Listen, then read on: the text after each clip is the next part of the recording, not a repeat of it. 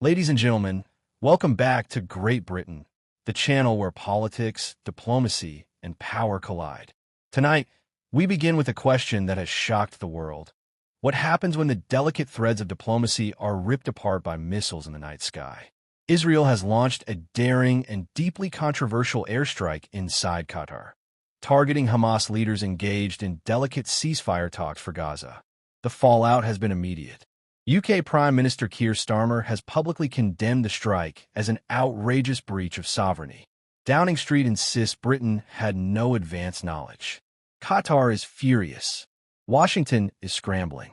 And the world wonders, has Israel just destroyed the last fragile hope of peace, or was this a ruthless but necessary strike to weaken Hamas? In this episode, we will dive deep into the story. We'll uncover what happened in Doha, why Hamas leaders were there, and why Israel chose to strike now. We'll examine Starmer's bold response, what it means for Britain's place on the world stage, and how this moment could reshape the entire Middle East conflict. So strap in. This is not just another news cycle. This is history unfolding before our eyes, and Great Britain must decide where it stands. The night of September 9th, 2025 will be remembered as one of the most extraordinary in recent Middle Eastern history. Shortly after midnight, the peaceful skyline of Doha, Qatar's glittering capital, was pierced by the sound of explosions. Israeli fighter jets had crossed into Qatari airspace, evading detection, and launched precision strikes on a luxury compound in the Leqtaifiya district, a neighborhood known for hosting foreign diplomats and officials. Inside the compound, senior Hamas figures were gathered for critical ceasefire talks. The international community had placed its hopes in these meetings, believing they might finally bring a pause to the devastating cycle of violence in Gaza. But Israel clearly had other plans. According to Israeli officials, the compound was not a neutral negotiating site, but a command hub where Hamas leaders were plotting new attacks. The targets included Khalil al-Hayya, a powerful figure in Hamas's political bureau, and Khaled Mashal, the movement's longtime leader in exile. Hamas quickly confirmed that while its top leaders survived, several of their aides and family members were killed. Among the dead were al-Hayya's son, trusted bodyguards, and a Qatari security officer tasked with protecting the talks. The images broadcast across Arab media showed smoking rubble, shattered glass, and emergency workers rushing to rescue survivors. For Qatar, the strike was more than an attack. It was a humiliation on home soil. Doha had invested years in building a reputation as a mediator trusted by both the West and Islamist groups. Hosting Hamas was risky, but it was central to Qatar's role as a diplomatic broker. Now, Israel had turned Qatar into a battlefield. Israel immediately claimed responsibility. A military spokesperson declared, "We struck at the heart of Hamas leadership. Wherever they hide, wherever they plot, we will reach them. Our people deserve security." This justification did little to calm the international community. To many observers, Israel had committed a flagrant violation of sovereignty, undermining not just ceasefire talks but the very norms of diplomacy. And yet, others quietly asked, was Israel's move strategically brilliant? By targeting Hamas's brain trust, Israel might have weakened its ability to negotiate from a position of strength. But the cost, political, diplomatic, and human, was staggering. The world was left stunned. Within hours, reactions poured in, and all eyes turned to London, where Britain's new Prime Minister faced his first true international crisis. In the morning after the strike, Keir Starmer stepped before the cameras outside number 10, Downing Street. His tone was unusually firm. He declared, "The United Kingdom condemns, in the strongest possible terms, the Israeli strike on Qatari soil. This was a violation of sovereignty, a setback for peace, and an act that risks plunging the region into even greater chaos. The priority must remain on a ceasefire in Gaza, the release of hostages, and humanitarian relief." This statement was significant. For decades, Britain's approach to the Israeli-Palestinian conflict has oscillated between cautious neutrality and quiet alignment with Washington. Starmer, however, appeared determined to chart a different course. one that places international law and diplomatic principles at the forefront. But the press quickly seized on another issue. What did Britain know? Downing Street issued a swift denial.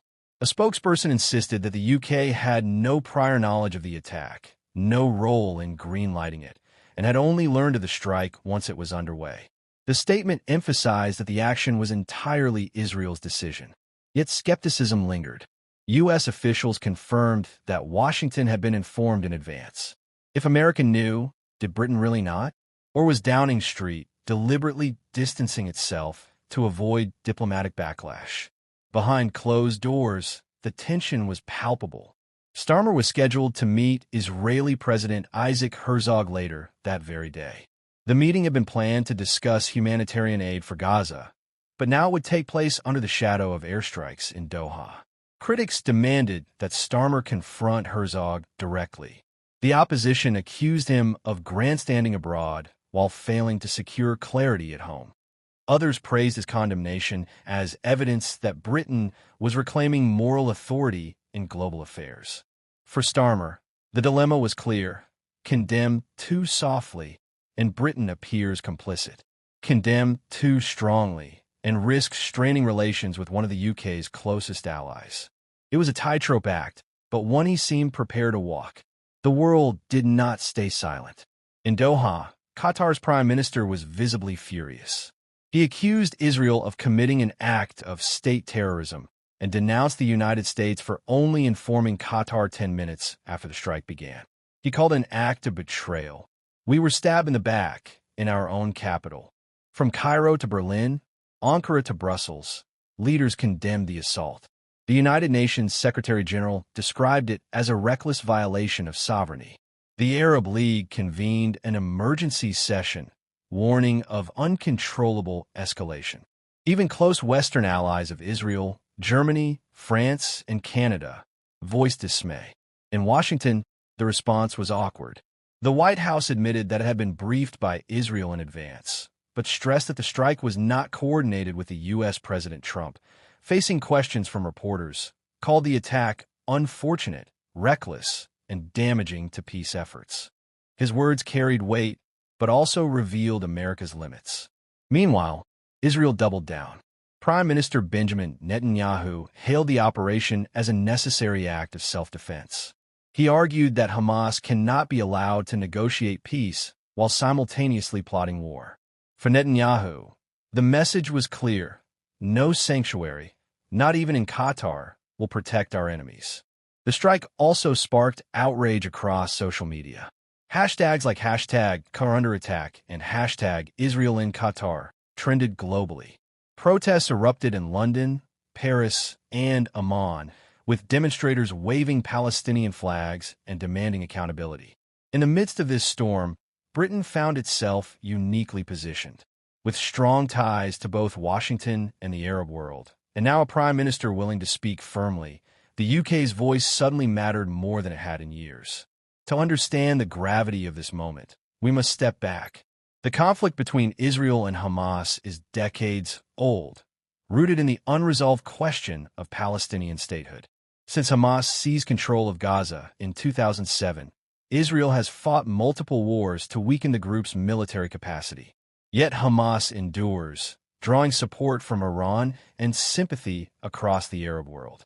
Qatar has played a unique role in this saga.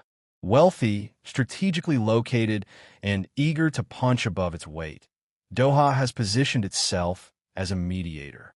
Over the years, Qatar has hosted Hamas leaders in exile, facilitated hostage negotiations, and poured billions into Gaza reconstruction. For the West, Qatar's influence has been both useful and frustrating, a partner in diplomacy, but also a safe haven for militants. Britain's role has been more cautious.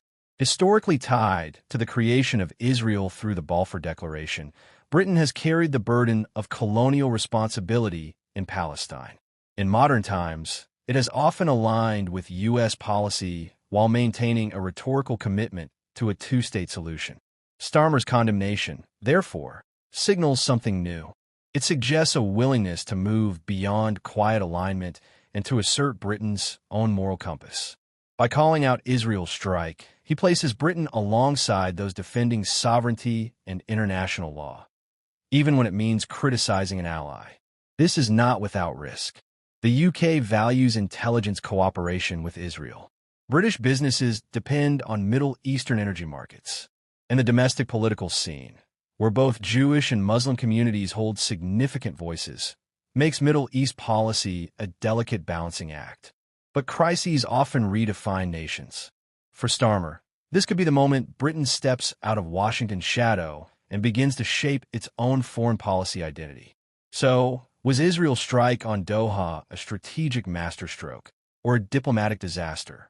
From a military perspective, Israel demonstrated reach, precision, and resolve. Striking inside Qatar shows no Hamas leader is beyond its grasp. It sends a chilling message. Exile offers no protection. But wars are not won on symbolism alone. Diplomacy matters. And by attacking during ceasefire talks, Israel has undercut negotiations that could have eased the suffering in Gaza. It has embarrassed Qatar, alienated allies, and reinforced accusations that Israel disregards international law.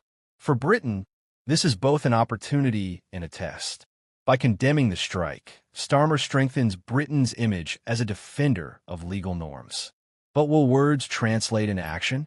Will Britain push for a UN resolution or sanction Israeli officials? Or will condemnation remain symbolic? Some argue that Starmer risks isolating the UK from Israel and, by extension, the US. Others believe this is precisely the stance Britain needs: principled, independent, and focused on diplomacy. Ultimately, the strike highlights a deeper truth. Military power can kill negotiators, but it cannot kill negotiations themselves. The question is whether Britain, alongside its allies, can salvage what remains of diplomacy. Where does this leave us? First, ceasefire talks are in tatters. Hamas will harden its stance, Qatar will demand respect, and Israel will insist it will not negotiate under threat. Second, Britain faces a choice. Does it lean into Washington's orbit, quietly supporting Israel despite public condemnation? Or does it seize this moment to build bridges with Europe, the UN, and Arab states, positioning itself as a credible mediator? Third, the people of Gaza remain trapped. Bombs may fall in Doha, but it is ordinary Palestinians who pay the highest price. Any meaningful diplomacy must return to their suffering and their future. History shows that out of crises come opportunities. For Starmer, this could be the defining foreign policy test of his premiership. For Israel, it may be a Pyrrhic victory. For Qatar, a rallying cry. And for the world, a reminder that peace is fragile and war is never far away. And that is the story tonight. A strike that shook Doha, rattled diplomacy, and forced Britain to take a stand. What do you think? Was Israel justified, or has it sabotaged the last hope of peace? Subscribe to Great Britain for clarity in a world of chaos.